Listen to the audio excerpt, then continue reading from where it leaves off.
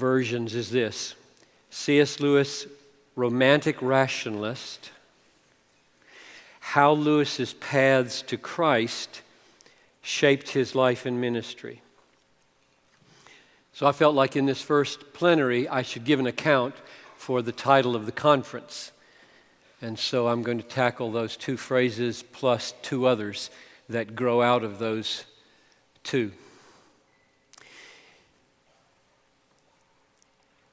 Some of you might wonder, why would you devote an entire national conference to a mere fallible, imperfect mortal like C.S. Lewis? Let me begin with an accolade from Peter Kreeft that gives you a flavor of why. Once upon a dreary era, when the world of specialization had nearly made obsolete all universal geniuses, romantic poets, Platonic idealists, rhetorical craftsmen, and even Orthodox Christians, there appeared a man, almost as if from another world, on one of the worlds of his own fiction. Was he a man? Something more like an elf or an angel? Who was all this and more as an amateur, as well as probably the world's foremost authority in the professional province of medieval and Renaissance English literature. Before his death in 1963, he found time to produce some first-quality works of literary history, literary criticism, theology, philosophy, autobiography, biblical studies, historical philology, fantasy, science fiction, letters, poems, sermons, formal and informal essays, a historical novel, a spiritual diary, religious allegory, short stories, and children's novels. Clive Staples Lewis was not a man. He was a world. End of quote. Now, those are the kinds of accolades you can find frequently. So in all likelihood, there was something remarkable about this man. And indeed, we believe there was. This is the 50th anniversary of his death. He died on the same day that John F. Kennedy was assassinated. That's how you can remember it. And it has seemed to many of us that a conference like this would be a small expression of what we feel very deeply in terms of admiration and thankfulness. Nobody was assigned to do a biography in this conference, and so it seemed good to me that I would do a 4-minute biography, because it would be good for you to have some hard facts under your feet. Lewis loved hard facts, the kind of things you want under your house when the rains come down and the floods come up. And so I'm going to give you some 3 or 4 minutes worth of hard facts so that you can orient him somewhere in the world. Born 1898 in Belfast, Ireland, his mother died when he was 9 years old, and his father never remarried. Between the death of his mother in August of 1908 and the fall of 1914, he attended 4 different boarding schools. Then for 2.5 years, he studied with William Kirkpatrick, whom he called the Great Knock, and there his emerging atheism was confirmed and his reasoning powers refined in an extraordinary way. Lewis said, if ever a man came near to being a purely logical entity, that man was Kirk. He described himself later as a 17-year-old rationalist, and before the year was up, he serendipitously stumbled upon George MacDonald's fantasy novel, Phantastes, and he said, that night, my imagination was, in a certain sense, baptized. Something had broken in to his atheism, a new quality, called it a bright shadow. The romantic impulse of his childhood had been reawakened. And now it seemed real and it seemed holy, though he wouldn't have used that word at that time. At 18, he took his place at Oxford University, but before he could begin his studies, he entered the army. And in February of 1918, World War I, he was wounded in France and returned to England to recover. He resumed his studies at Oxford in January of 1919, and over the next 6 years, took a first-class honors in classics, in humanities, and in English literature, a very rare feat of 3 firsts. He became a teaching fellow in October of 1925 at the age of 26. 6 years later, in 1931, he professed faith in Jesus Christ and settled it that Christianity is true. And within 10 years, he had become the voice of faith of the nation of England during the Second World War. His broadcast talks of 1941 to 42 became classics. He was now in the full flower of his creative and apologetic labors, in the prime of his work. And he was the world's leading authority on medieval English literature, and according to one of his adversaries, the best read man of his generation. But he was vastly more. Books of many kinds were rolling out: Pilgrim's Regress, Allegory of Love, Screwtape Letters, Perelandra. Then in 1950 began the Chronicles of Narnia, and all these titles were of different genres, showing the amazing versatility of Lewis as a writer and a thinker and an imaginative visionary. He appeared on the cover of Time magazine in 1947, and then after 30 years at Oxford, took a professorship in medieval and Renaissance English at the University of Cambridge in 1955, and that next year, at the age of 57, he married for the first time Joy Davidman. And just short of their 4th anniversary, she died of cancer. And 3.5 years later, 2 weeks short of his 65th birthday, on November 22nd, 1963, he followed her in death. That's his life. Pretty simple in terms of outward structure. 50 years after his life, he is more widely read and more popular than he ever was during his lifetime.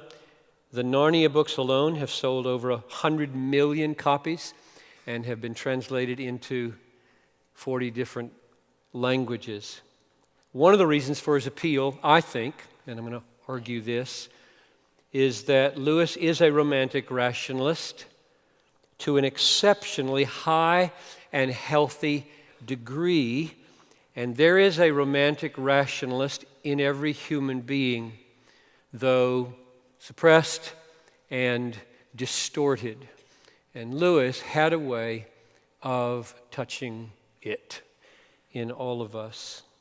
So here's my thesis. His romanticism and his rationalism were the paths along which he came to Christ, and the paths along which he lived his life subsequently. They shaped, these two paths of romanticism and rationalism, they shaped him as a teacher and a writer with extraordinary gifts for logic and likening. These gifts were at the core of his achievement, and he used them to the full in pointing people beyond the world, through the world, to the meaning of the world, Jesus Christ. So that's my thesis.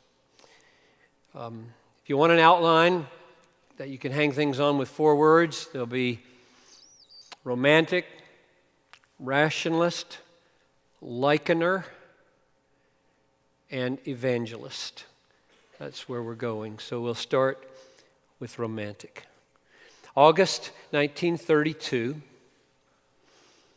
a year after his conversion, more or less, he sat down and wrote his first novel in 2 weeks, called The Pilgrim's Regress, 200-page allegory of his own pilgrimage to Christ. Here's the subtitle. It's very relevant for my title. An allegorical apology for Christianity, reason, and romanticism.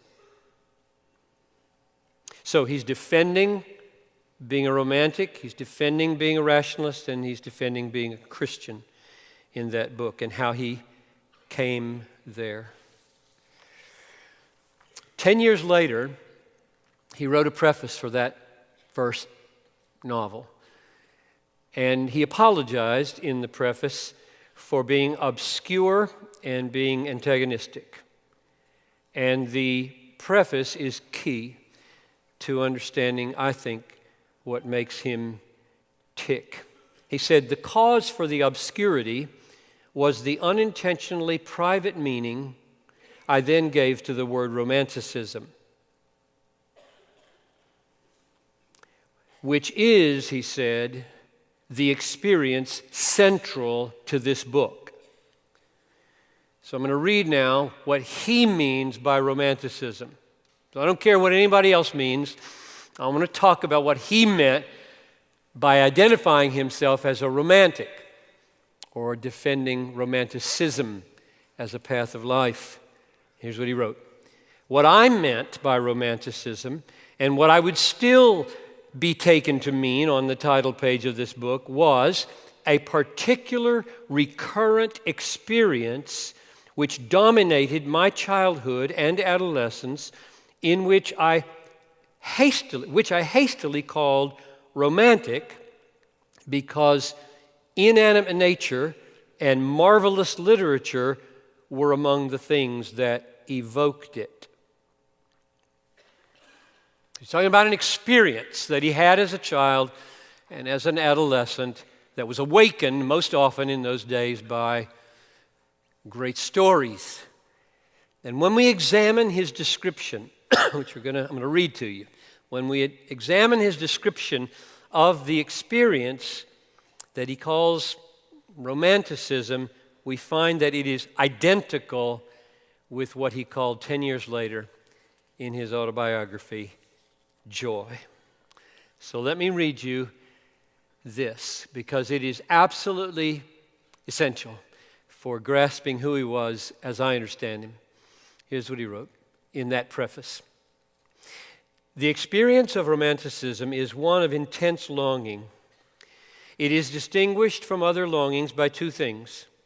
In the first place, though the sense of want is acute and even painful, yet the mere wanting is felt to somehow be a delight. The hunger is better than other fullness, the poverty better than other wealth. There is a peculiar mystery about the object of this desire. Inexperienced people, and inattention leaves some inexperienced all their lives, suppose when they feel it that they know what they are desiring. Some past event, some perilous ocean, some erotic suggestion, some beautiful meadow, some distant planet, some great achievement, some quest for great knowledge. But every one of these impressions is wrong. The sole merit I claim for this book is that it is written by one who has proved them all wrong. There is no room for vanity in the claim. I know them to be wrong not by intelligence but by experience. For I have myself been deluded by every one of these false answers in turn, and have contemplated each of them earnestly enough to discover the cheat. If a man diligently followed his desire, pursuing false objects until their falsity appeared, and then resolutely abandoning them, he must come out at last into the clear knowledge that the human soul was made to enjoy some object that is never fully given, nay, cannot even be imagined as given in our present mode of subjective and spatio-temporal existence. Lewis called this experience of trying them all and finding the cheat in them all, a lived ontological proof of God. That's what he called it. He said, the dialectic of desire, faithfully followed, would force you not to propound, but to live through a sort of ontological proof. And when he came later to write about this in Mere Christianity, he stated it in the most famous way that many of you love. If I find in myself a desire which no experience in the world can satisfy, the most probable explanation is that I was made for another world. That's the lived ontological argument. So the essence of Romanticism is Lewis' experience of the world, which constantly pointed him beyond the world. Experiencing the world in such a way that it was constantly pointing beyond itself, something other, something outside the world. At first, he thought the stabbing desire and awakening and longing was it. And then he discovered by many cheats that it wasn't it. And after his conversion, he wrote, I now know that the experience, considered as a state of my own mind, had never had the kind of importance I once gave it. It was valuable only as a pointer to something other, something outer. And that other, that outer, that beyond, that this world was constantly driving him toward was wonderful to him. And he couldn't name it. He just knew it was wonderful. And he wondered, after becoming a Christian, if that wonder would be taken away, since it came so regularly through nature. And it did not happen. Here's what he wrote. I believe that the old stab, the old bittersweet, has come to me as often and as sharply since my conversion as at any time of my life.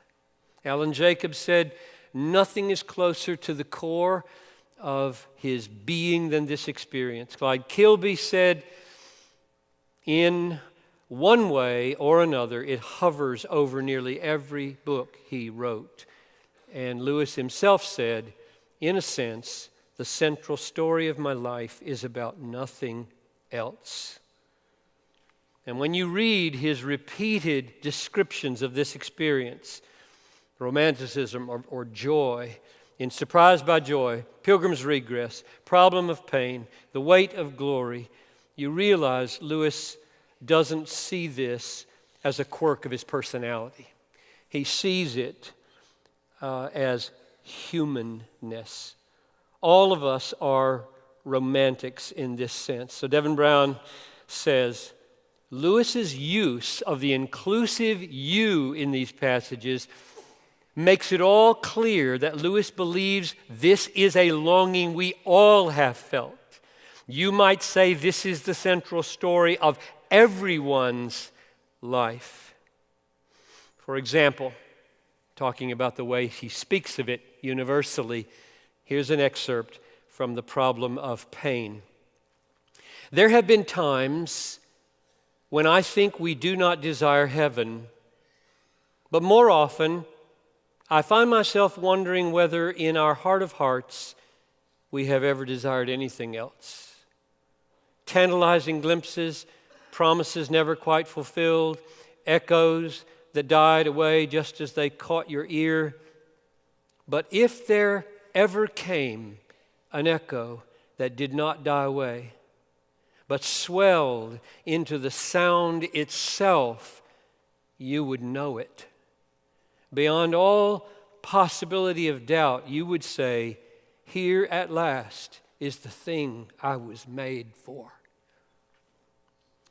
So, Lewis saw in his own experience of romanticism or longing or joy a universally human experience. We are all romantics. You probably never called yourself one of those at all. And now I'm telling you, you are. We're all romantics. All of us experience from time to time, some more, some less, some more intense, others less intense. You all experience a longing this world cannot satisfy because you were made for another world. So, the path of romanticism led him outside the world. This world, coming to terms with this world, attending to this world, catapulted him for the meaning of this world to another world. That's the function of romanticism in the life of C.S. Lewis. So we turn now to the second word, rationalist. He was a rationalist, and of course that word has been used in all kinds of ways philosophically, so I need to define that for Lewis. I mean something different than the historic use of it. All I mean is this: he had a profound devotion to being rational, to the principle that there is true rationality, that it is rooted in absolute reason. So he had a commitment to being rational. He believed there was such a thing as ultimate rationality, and that ultimate rationality gave meaning and warrant and validity to his use of reason. That's what I mean by calling him a rationalist. Now here's the subtitle again of The Pilgrim's Regress: An Allegorical Apology for Christianity, Reason, and Romanticism. So we've seen what he meant by Romanticism. What does he mean by defending reason? How did he defend it? What does he mean by the use of it? And the simplest way to get at the heart of Lewis's rationality is to say he believed in the law of non-contradiction. And he believed that there is a law of non-contradiction that, if abandoned, would be the abolition of man. Not only would truth be imperiled if rationality were abandoned, but joy would be imperiled, and romanticism would be imperiled, and everything good and beautiful about the world would be imperiled. The law of non-contradiction is this: contradictory statements cannot both be true at the same time and in the same way. Lewis believed that. And he believed it not out of cultural preference, he thought, but because he saw logic as a real expression of ultimate reality. The laws of logic are not human conventions, different from culture to culture. They are rooted in the way God is. The laws of logic make true knowledge possible. Here's what he wrote: I conclude that logic is a real insight into the way in which real things have to exist. In other words, the laws of thought, this is still Lewis, the laws of thought are also the laws of things in the remotest space and the remotest time. So a total commitment to the absoluteness in all of time and all of space of the laws of logic or rationality. And this led Lewis on a philosophical path to Christ, just as Romanticism had led him to Christ. And in a very similar way, he put it like this: this lived dialectic of my Romanticism and the merely argued dialectic of my philosophical progress seem to have converged on one goal.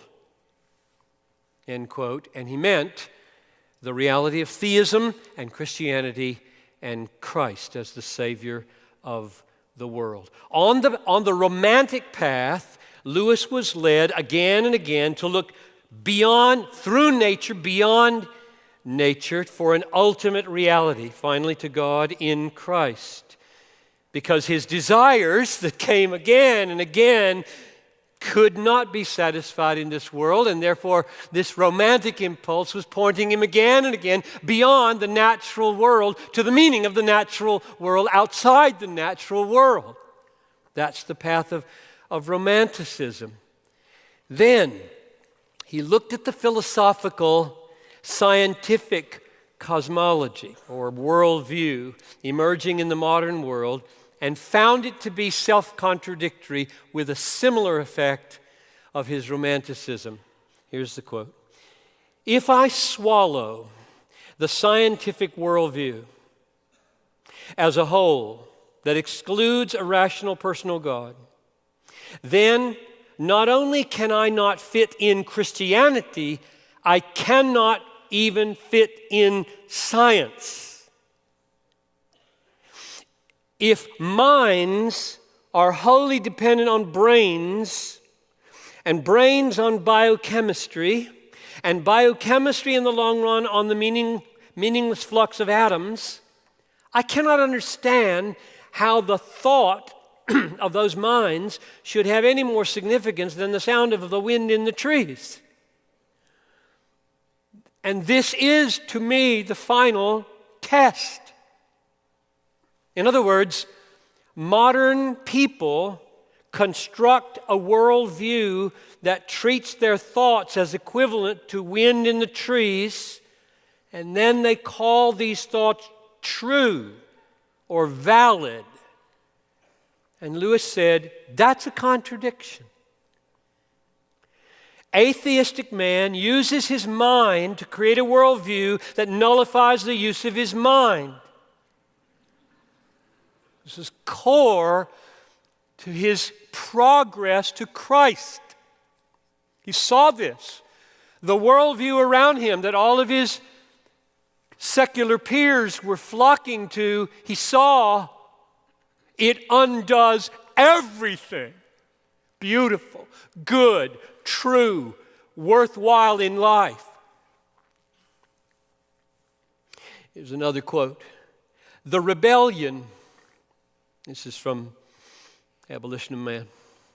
The rebellion of new ideologies against the Tao, his code name for absoluteness of first principles, ultimately against God.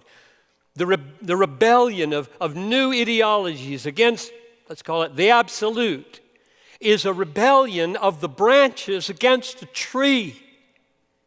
If the rebels could succeed, they would find they had destroyed themselves. That's what he meant by the abolition of man.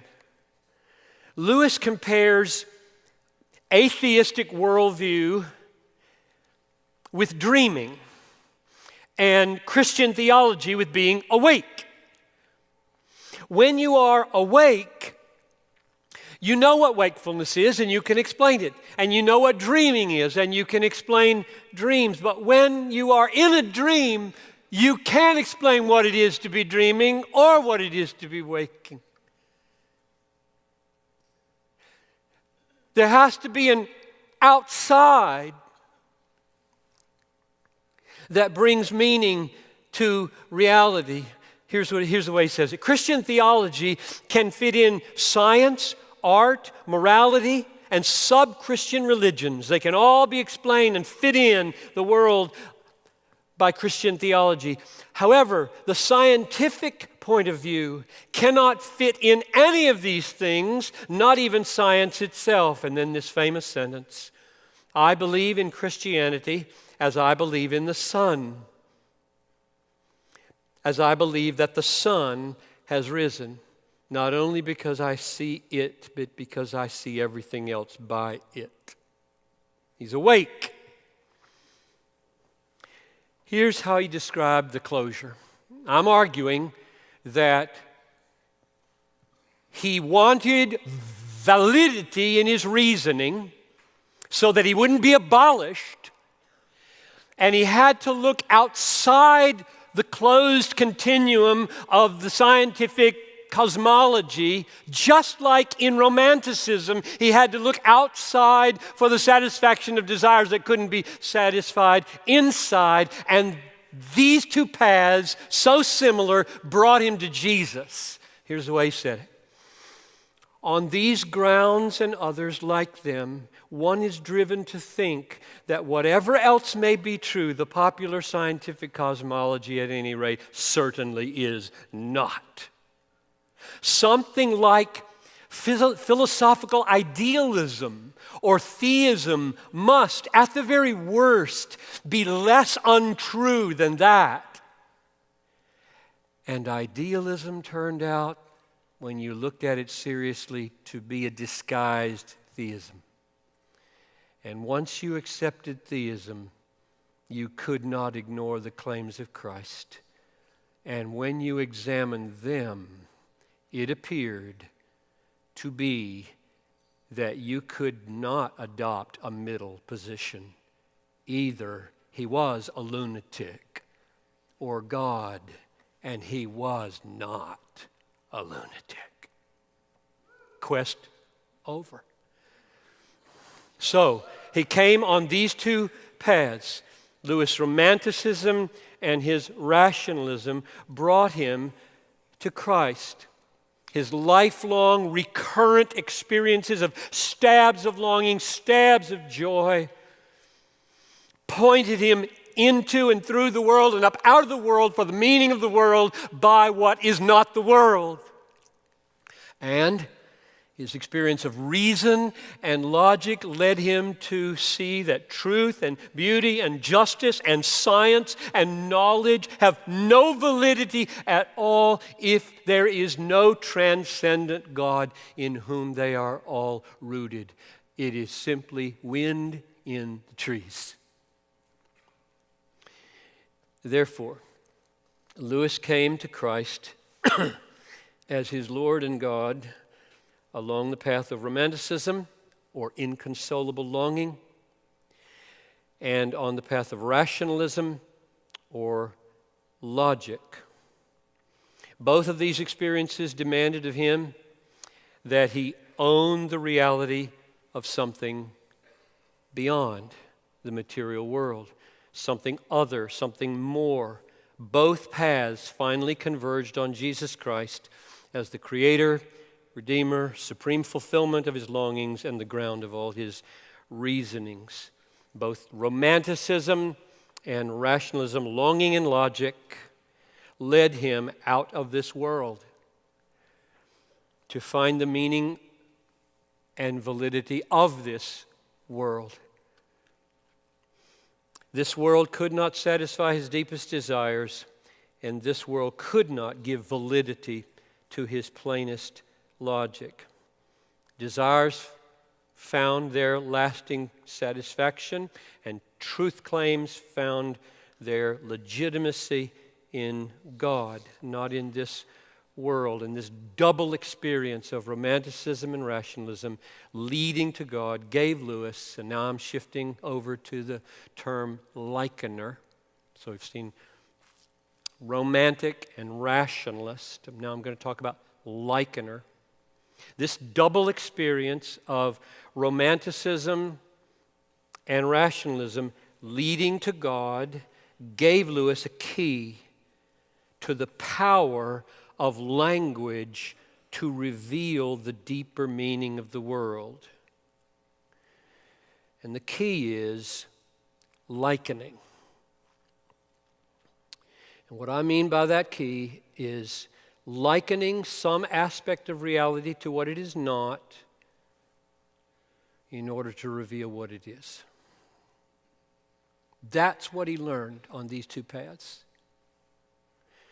That there's power in language that learns from an experience that says the meaning here has got to be got from what is not it.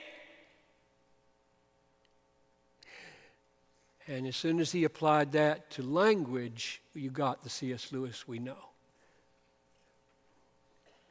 God created what is not God, and thus He made not God the means of revealing God.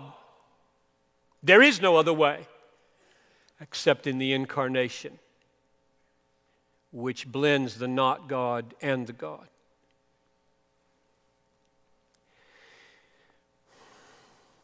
Lewis found the key to what the world really is by being led by the world, out of the world, to something other than the world, namely God. And he found from Romanticism and Rationalism that this world is most honest and most true when it is pointing beyond itself and thus seeing itself as like that and not that. This world is most true, most honest when it says there, like that, but not that. Then the world is telling the truth about itself, which gave him a key, a linguistic key for everything he did in writing and speaking. He reasoned like this: if the key to the deepest, this is not a quote, it's me. If the key to the deepest meaning of this world lies outside in what the world is not, then the world will probably be illumined more deeply, not by describing the world in terms of what it is, but by likening the world to what it is not. That's the inference from these two paths linguistically. Part of what makes Lewis so illuminating on almost everything he touches is his unremitting rational clarity and his pervasive use of likening. Metaphor, analogy, illustration, simile, poetry, story, myth. All of these are ways of likening an aspect of reality to what it is not in order to show what it is more deeply. This is not an arbitrary choice. This is woven into how he saw and discovered the world and came to Christ. At one level, it seems to be paradoxical to liken something to what it is not to show more deeply what it is. That's paradoxical. But that's what life had taught him. He had to look at what was not. He had to go where what was not the world to get the world. The world is not self-explanatory. It is losing its pith and pleasure if you can't see it from outside it, if there's not more. He wrote to T.S. Eliot, 1931. He didn't like T.S. Eliot. And he wrote to him about the personal heresy, the essay that became the personal heresy, to explain how he thought about the imagination. And he said, the whole of it, this essay, when completed, which it is, you can buy it in the Personal Heresy, the whole of it, when completed, will reaffirm the romantic doctrine of imagination as a truth-bearing faculty, though not quite as the Romantics understood it. So Lewis had experienced all his life the power of verbal images, verbal likenings, to illumine reality. And when he becomes a Christian now, this deep-seated way of seeing the world is harnessed for the sake of illumining truth in everything he wrote, not just fiction, in everything he wrote. In 1954, he wrote a list of books. He was asked by the John Milton Society of America to provide a list of his books and what gave unity to them. I'm amazed at what letters he answered. It's unbelievable. Here's what he wrote. Gives them the list of his books, and then he says, the imaginative man in me is older, more continuously operative, and in that sense, more basic than either the religious writer or the critic. It was he, the imaginative Lewis. It was he, the likening Lewis. It was he who made me first attempt with little success to be a poet. It was he who, after my conversion, led me to embody my religious belief in symbolical and mythopoeic forms ranging from screw tape to a kind of theological science fiction. It was he, of course, who brought me in the last few years to write the series of Narnian stories for children. This deep seeing of the world by means of likening was Lewis, was the way he thought, the way he wrote, the way he spoke. He tells us in many places why he embraced imaginative literature as such a large part of his calling. All of these forms of likening have the paradoxical effect of revealing aspects of the real, which is often overlooked.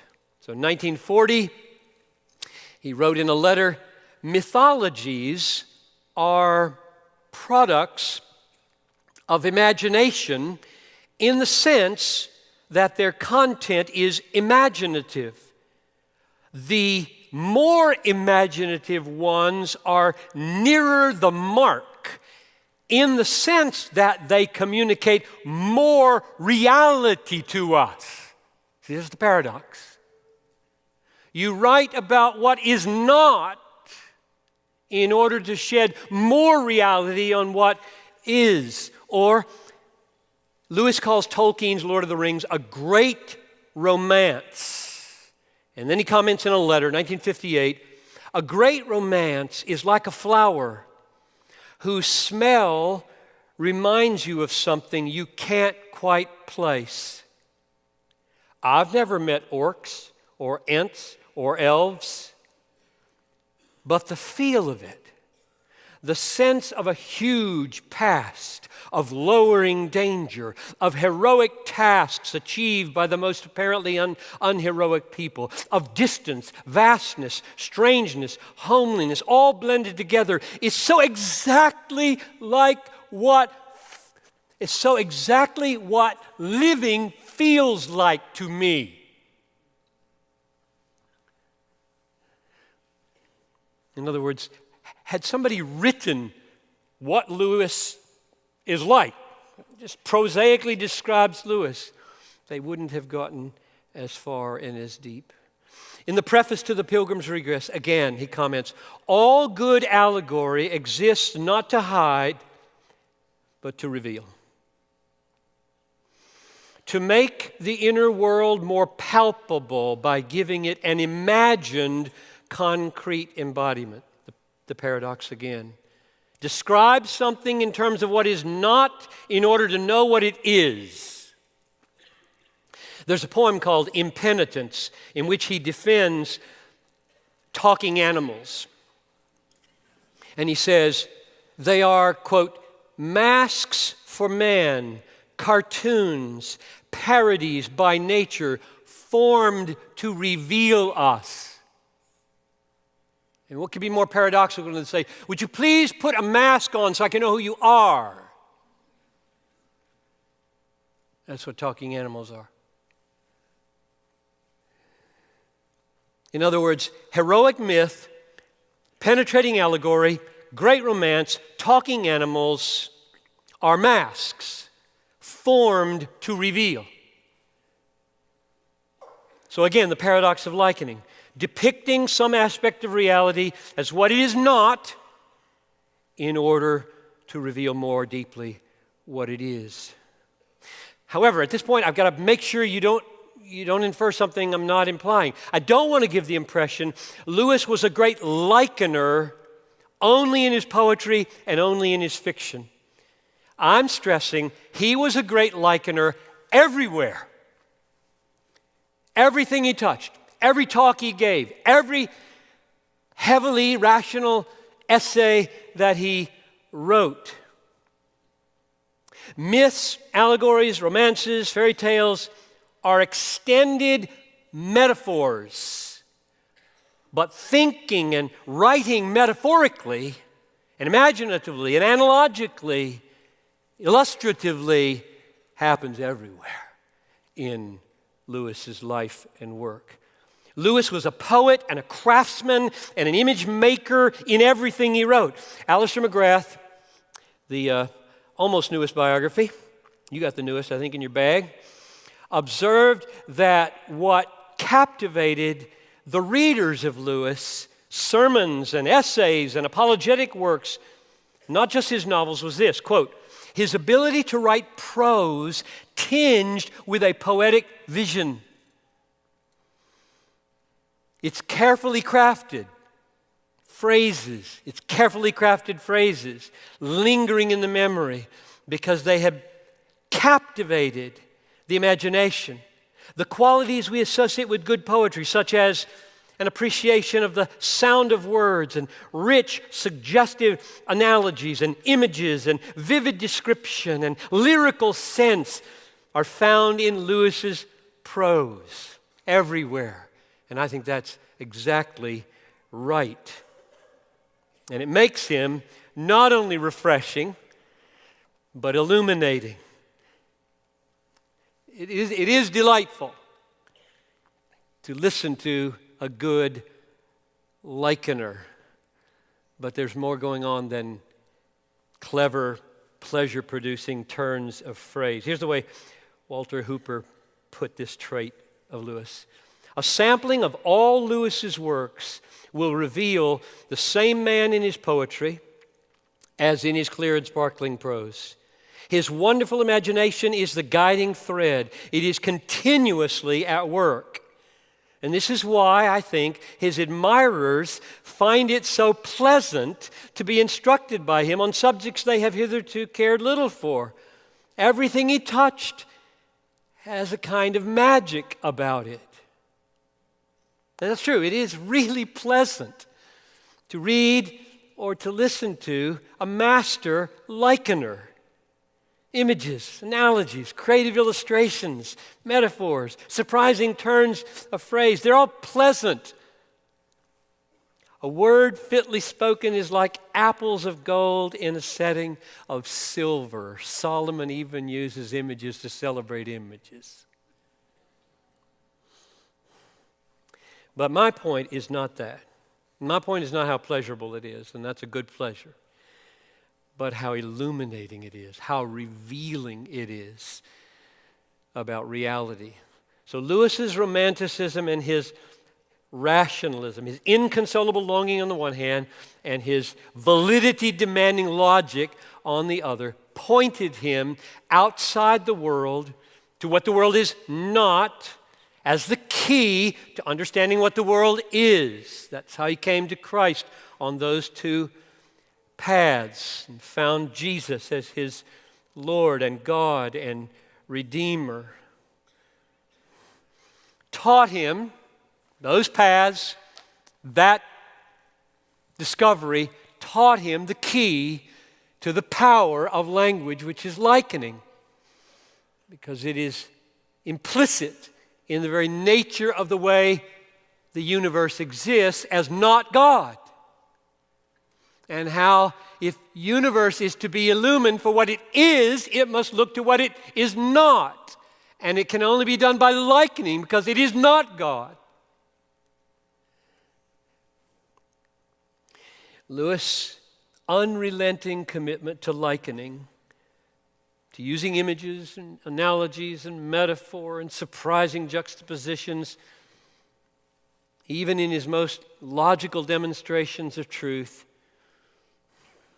was not owing to the fact that it gave greater pleasure mainly, but owing to the fact that it shed light on reality mainly. Lewis loved the truth. That's why we love Lewis. This is what distinguishes Lewis from so many artsy types today who lay claim to Lewis, and they don't even come close.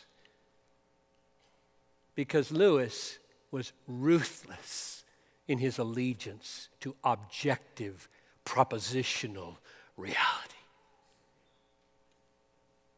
Lewis loved the truth. He loved objective reality. He believed that the truth of this world and the truth of God could be known. He believed that the use of reason was essential in knowing and defending the truth. But he also believed there were depths to this truth that likening will reveal deeper than rationalization or rationalism. Unless we see that this world is not ultimate reality, but only like it, we won't see and savor the world for the wonder that it is. Lewis is at his metaphorical best in explaining what I just said. If you don't know that there's more than the world, you won't know the world for the wonder that it is. Here's Lewis defending, explaining that. The Englishness of English is audible only to those who know some other language as well. There he is, with a likening. In the same way, and for the same reason, only supernaturalists really see nature. You must go a little away from her and then turn around and look back. And then at last, the true landscape will become visible. You must have tasted, however briefly, the pure water from beyond the world before you can distinctly be conscious of the hot, salty tang of nature's current. To treat her as God or as everything is to lose the whole pith and pleasure. Come out, look back, and then you will see this astonishing cataract of bears, babies, and bananas.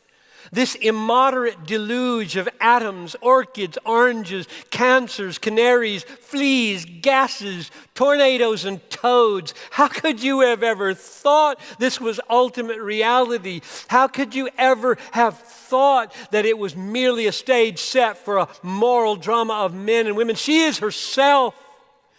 Offer her neither worship nor contempt.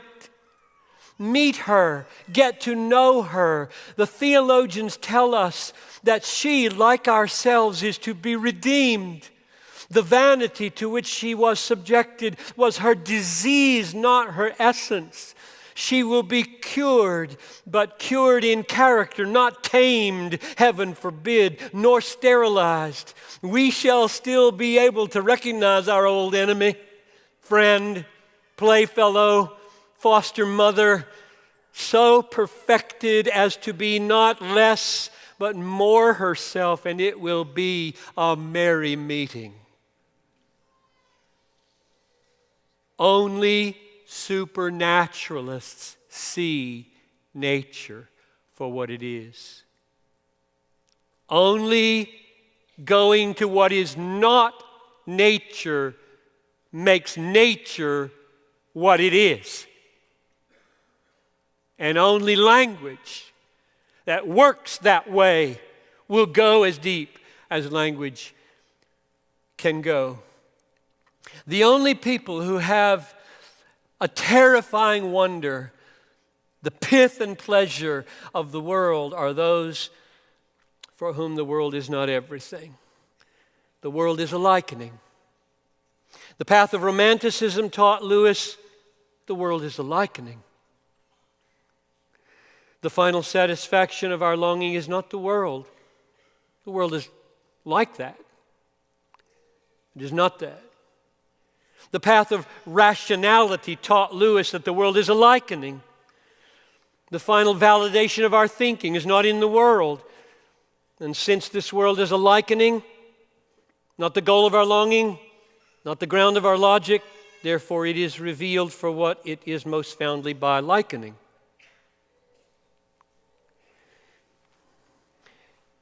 What was Lewis doing? This is a concluding section. I'm turning to evangelist. Romantic, rationalist, likener, evangelist for a few more minutes. like 5 maybe, because that's what my clock says I have. What was Lewis doing in all his works? In all his likening and his likening-soaked reasoning? What was he doing? He was pointing. He was unveiling.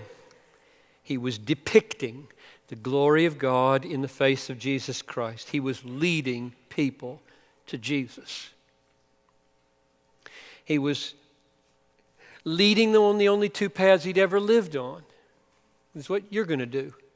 You can only lead people on the paths you walk on. And he was a romantic rationalist. He was a longer, and he was logical to the core. So those are the paths he led people on. One of the things that makes Lewis so admirable to me as a Bible-thumping, fundamentalist, evangelical, it's all true in the book kind of Christian, one of the things that makes me happy when I read Lewis and watch him, in spite of all our doctrinal differences, and they are significant and they are troubling, is that he is crystal clear and unashamed that people are lost. Many people will be in hell. Many people will be in hell. And he wanted to win as many as he could. He was an evangelist. Unlike so many tentative, hidden, vague, approval-craving, intellectual Christians today, Lewis was utterly outright about this. Quote, "The salvation of a single soul is more important than the production or preservation of all the epics and tragedies in the world." Or again, "The glory of God, and as our only means to glorify Him, the salvation of human souls is the real business of life." This is a professor of medieval Renaissance literature at Oxford for 30 years and then Cambridge. What Lewis was doing in all of his likening and all of his reasoning was pointing people to Jesus. And when Norman Pittenger in 1958 criticized Lewis in the Christian Century for being simplistic in his theological efforts, Lewis responded wisely and preciously to me. Here's what he wrote. "When I began," and he became a Christian, "when I began, Christianity came before the great mass of my unbelieving fellow countrymen, either in the highly emotional form offered by revivalists or in the unintelligible language of highly cultured clergymen. Most men were reached by neither. My task was therefore simply that of a translator, one who turned Christian doctrine, or what I believed to be such, into the vernacular, into language that unscholarly people would attend to and could understand. Dr. Pittenger would be more helpful if he advised a cure as well as asserting many diseases. How does he himself do such work?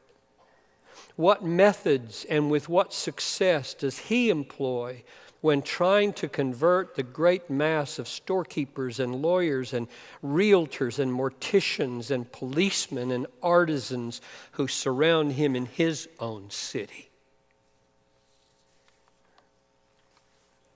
Lewis came to Christ on the converging paths of romanticism and rationalism, longing and logic. And as a Christian, because of what he learned from these paths, he became a master thinker and a master likener. That's who he was and is in his writings today.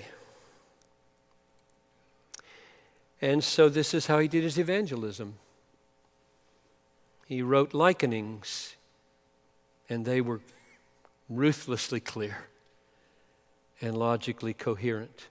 He bent every romantic effort and every rational effort to help people see what he had seen, the glory of God in the face of Christ crucified and risen and reigning.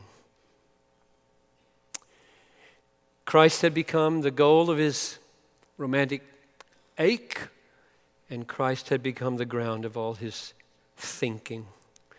C.S. Lewis, romantic, rationalist, likener, evangelist, a work of God's grace and a gift to us, gift to me. And one of our reasons for being here is to say thank you. So let's pray and do that. Father, I love you more than I love C.S. Lewis. And I thank you for this man. We disagree on important things. I believe he was your son. And what he has taught us, there are hundreds in this room who feel what I feel right now, that we owe him so much. He illumined so much for us. He sweetened so much for us. He opened our eyes to so much in the Bible and so much in yourself and so much in the world that we're here to thank you. We're here to thank you. If there was anything good in Lewis, you put it there. And so may you get all the glory. Even as we sing with Shane and Shane afterwards, may you get all the glory in every talk and in all the singing, all the conversations. And for that person who came here saying, I'm going to give God one more chance, show up. Show up, I pray, in power. In Jesus' name, amen. Amen. Thank you.